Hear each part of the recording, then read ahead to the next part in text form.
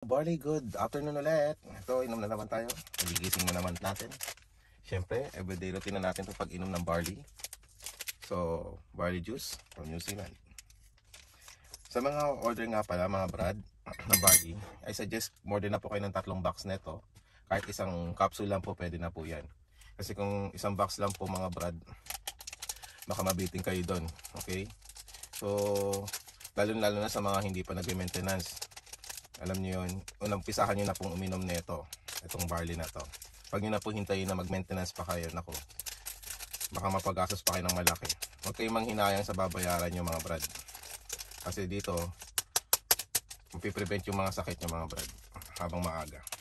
So may yelo ako dito, nalagyan natin siya ng yelo. Kasi masarap, natikman ko na siya na sa may yelo, mas masarap din siya sa may yelo, mga brad. Tignan natin.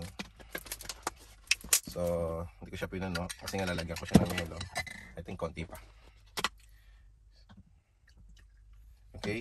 Sa mga order ulit, 3 na po orderin nyo nito. Tapos, isang capsule. Combination po kasi yan. Yung capsule, 30 pieces capsule na pong laman yan.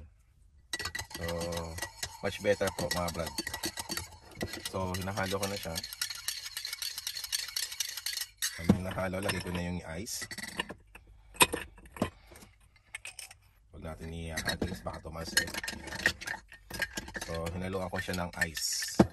Mas masarap po siya, mga brad, kasi kahapon natikman ko na siya. Or ilagay niyo sa freezer para kung hindi siya, ayaw niyo lang may ice, at least lumamig lang siya.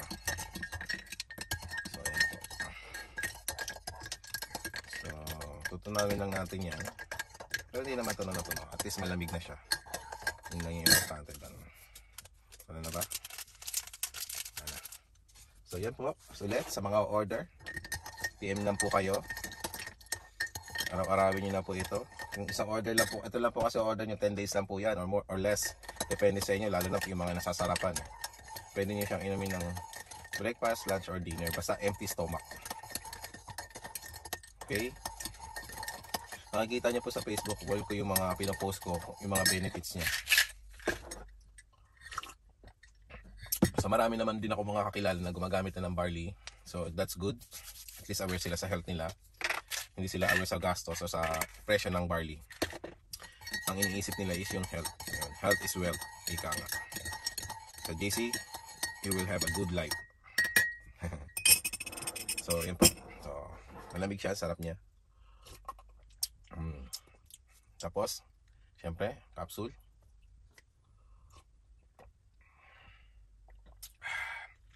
Masarap yung lamig niya talaga. Sa mga umorder na rin sa akin, you can try putting ice po para mas masarap siya. Refreshing ika nga.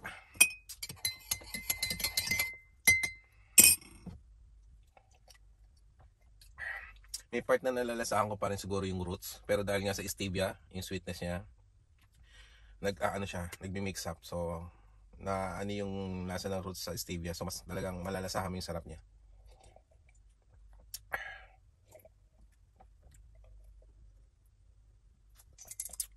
Yummy. Yeah, order now.